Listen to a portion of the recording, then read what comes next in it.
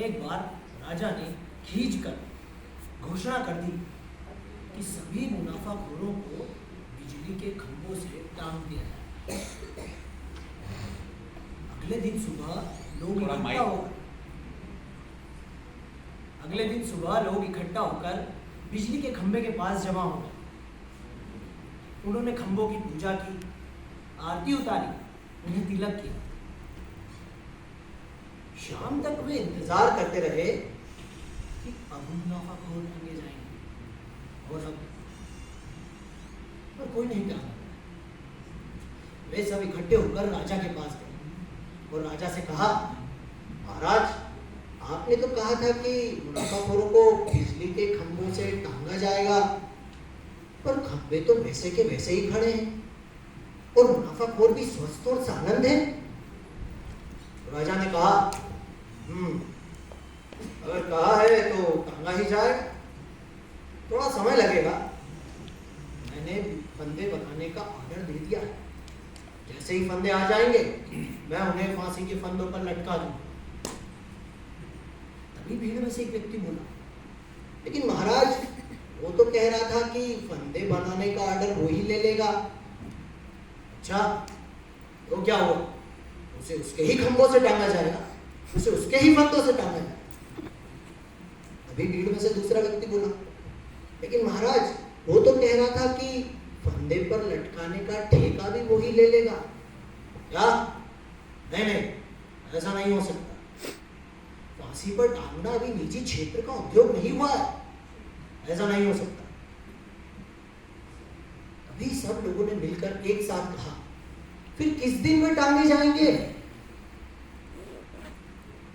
तब राजा ने कहा, आज से ठीक 16वें दिन वे सब तुम्हें बिजली के खंभों से लटके दिखेंगे। लोग दिन गिनने लगे। ठीक 16वें दिन लोग सुबह सुबह इकट्ठे होकर खंभों के पास पहुंचे तो उन्होंने देखा कि सारे खंभे उखड़े पड़े। वे सोच में पड़ गए कि ना तो रात में कोई आंधी आई, ना तूफान आया, फिर ये खंभे कैसे उखड़ गए? तब उन्हें पास में एक मजदूर दिखा। उन्होंने जाकर उस मजदूर से पूछा कि तुमने खंभे उखाड़े? उसने कहा, साहब, रातों रात खंभे हमसे उखड़वाए गए हैं। तब वे सब लोग उस मजदूर को पकड़कर राजा के पास गए और राजा से कहा, महाराज, ये देखिए, आपने तो कहा था कि मुनाफाखोरों को बिजली के खंभों से टांगा जाएगा, मगर सारे खंभे तो उखड़े पड़े हैं। ये मजदूर हमें मिला, इसने कहा कि सारे खंभे इससे उखड़वाए गए हैं। तब राजा ने मजदूर से पूछा, क्यों, किसके कहने पर तुमने सारे खंभे उखाड़े? सरकार, सेक्रेटरी साहब का, नहीं, ओवरसियर साहब का हुक्म था। ओवरसियर को बुलाया गया। ओवरसियर से राजा ने पूछा, क्यों जी, तुम्हें पता है कि हम मुनाफाखोरों को बिजली के खंभों से टांगने वाले हैं? हाँ सरकार। फिर भी तुमने खंभे उखाड़ने का आदेश क्यों दिया? तब ओवरसियर बोला, बिजली इंजीनियर का आदेश था सर। बिजली इंजीनियर को बुलाया गया। उससे पूछा तो उसने कहा कि इंजीनियर साहब का हुक्म था। इंजीनियर को बुलाया गया। उससे पूछा, ये खंभे तुमने उखड़वाए हैं, क्यों उखड़वाए? किससे पूछ के तुमने आदेश दिया है? तब इंजीनियर ने कहा, सेक्रेटरी साहब का हुक्म था सर, इसलिए सारे खंभे उखड़वा दिए गए। तो विभागीय सेक्रेटरी से राजा ने पूछा, क्यों जी, इसकी हिम्मत कितनी कि हमारे आदेश के बिना खंभे उखड़वा दे? क्यों आदेश दिया तुमने? तब सेक्रेटरी साहब ने कहा, सरकार, पूरे शहर की सुरक्षा का सवाल था। अगर खंभे न उखड़वाए जाते तो सारा शहर नष्ट हो जाता। क्या? ये किसने कहा तुमसे? मुझे विशेषज्ञों ने सलाह दी थी, यदि शहर को बचाना चाहते हो तो रातों रात सारे खंभे उखड़वा दो। क्या? कौन है ये विशेषज्ञ? क्या वो अपना ही आदमी है?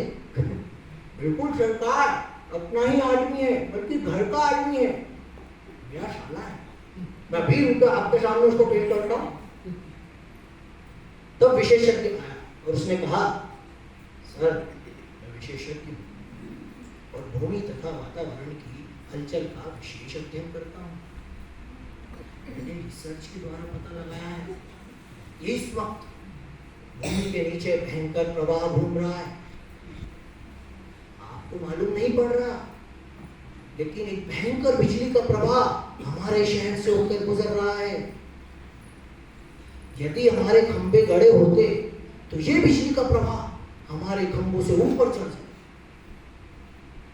और फिर उसके बाद उस बिजली की टक्कर हमारे पावर हाउस से हो जाती, फिर एक भयंकर विस्फोट होता, तो सारा शहर नष्ट हो जाता सर, बिजलियां गिर पड़ती। इसलिए मैंने फौरन सेक्रेटरी साहब को फोन लगाया और उन्होंने ठीक उसी समय डिसीजन लेकर सारे खंभे उखड़वा दिए और शहर को नष्ट होने से बचा दिया सर। अब लोग सकते में थे, वे मुनाफाखोरों को तो भूल ही चुके थे। वे अभी अभी उस जान बचने के डर से अभिभूत थे जिसकी कल्पना उन्हें अभी अभी की गई थी। बेचारे घर वापस लौट गए। हाँ, अगले दिन उसी सप्ताह बैंक में कुछ राशियां जमा हुई।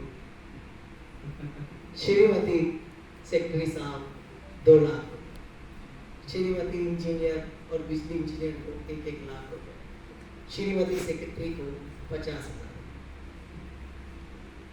और उसी सप्ताह मुनाफाखोर संघ के खाते में से ये रकमें धर्मादा खाते में ट्रांसफर हुई। वृद्धाश्रम के लिए 2 लाख रुपए, बच्चों के स्कूल के लिए 1 लाख रुपए, अनाथ आश्रम के लिए 1-1 लाख रुपए और गरीबों की मदद के लिए 50,000। जय हो गणेश।